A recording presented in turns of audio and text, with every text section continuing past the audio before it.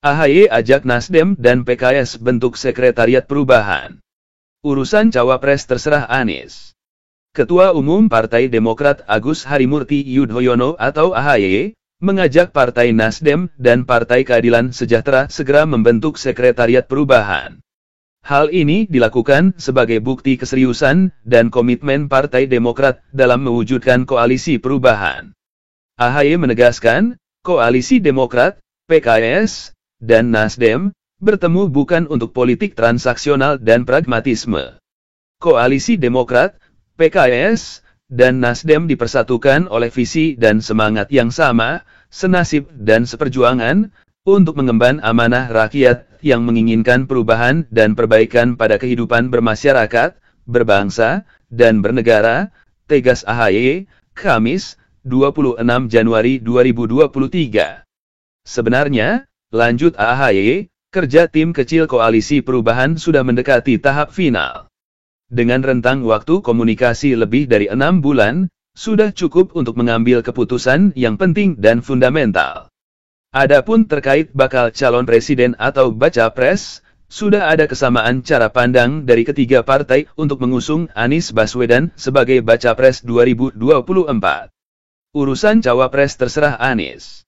Sementara itu, ihwal calon cawapres pendamping Anies, AHY mengakui, Demokrat dan PKS masing-masing memiliki aspirasi kader utamanya sebagai bacawa pres.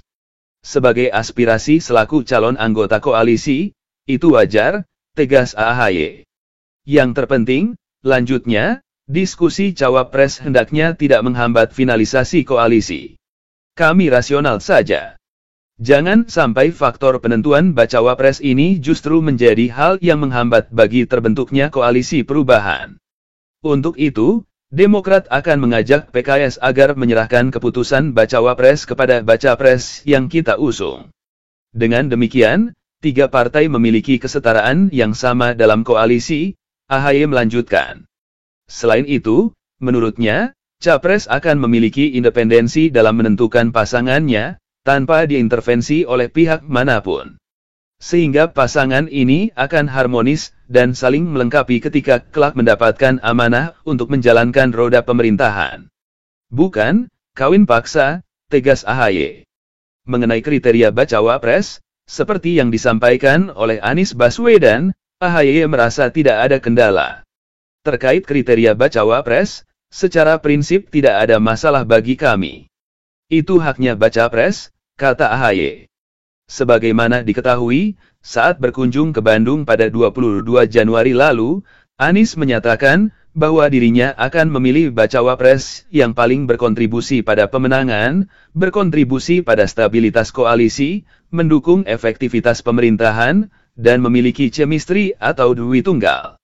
Yang jelas, AHY menegaskan pentingnya finalisasi koalisi untuk menjawab pertanyaan masyarakat. Hasil keliling saya ke berbagai daerah, banyak masyarakat yang bertanya-tanya, kapan koalisi perubahan ini terbentuk, beber AHY. Untuk itu, tahapan yang harus segera dilakukan berikutnya adalah menyegerakan pertemuan ketiga ketum parpol untuk membentuk sekretariat perubahan. Dalam pertemuan tersebut, dilakukan penandatanganan nota kesepahaman atau MOU para pimpinan parpol, agar memenuhi syarat kecukupan presidensial threshold 20%. MOU ini idealnya mengatur komitmen ketiga parpol untuk memperjuangkan harapan rakyat akan perubahan dan perbaikan. Khususnya terkait masalah ekonomi, kesejahteraan sosial, keadilan, penegakan hukum, dan demokrasi, sekaligus memberi mandat kepada baca pres untuk sesegera mungkin menentukan pasangannya, AHY menjelaskan. Percepatan paket komplit jadi game changer. Selanjutnya, AHY menegaskan, untuk waktu yang tidak terlalu lama, baru kemudian dilakukan deklarasi resmi ketiga parpol koalisi perubahan beserta pasangan bakal capres-cawapres yang akan diusung. Inilah yang ia sebut dengan paket komplit. Paket komplit ini adalah satu keharusan agar pasukan koalisi perubahan yang dibentuk betul-betul siap tempur untuk memenangkan pemilu 2024. Insya Allah tidak akan masuk angin oleh infiltrasi pasukan lawan yang menjanjikan berbagai hal. Padahal sebenarnya bertujuan untuk memecah belah dan mengadu domba koalisi perubahan, tambah AHY. AHY melanjutkan, jika ada partai lain yang juga ingin ikut serta dalam koalisi perubahan ini, Demokrat akan menyambut baik. Prinsipnya, bagi Demokrat, koalisi perubahan adalah koalisi yang terbuka. Yang terpenting, kita memiliki cara pandang dan komitmen yang sama, agar saling menguatkan, bukan saling melemahkan, katanya. AHY mengingatkan, faktor momentum percepatan deklarasi ini juga menjadi penting agar koalisi dan pasangan yang diusung bisa mendapatkan keuntungan waktu untuk menyiapkan infrastruktur pemenangan, dari tingkat pusat hingga tempat pemungutan suara atau TPS. Lawan yang akan dihadapi koalisi perubahan anggap saja yang terberat, yang memiliki sumber daya dan logistik melimpah. Maka dengan deklarasi, paket komplit, sesegera mungkin, faktor waktu akan menjadi modal terbesar bagi koalisi perubahan, terang AHY. Kemudian, lanjutnya, setelah koalisi ini terbentuk, ketiga parpol bisa saling bergandengan tangan, untuk saling menjaga, melindungi, menguatkan, dan menghadapi segala tantangan bersama-sama.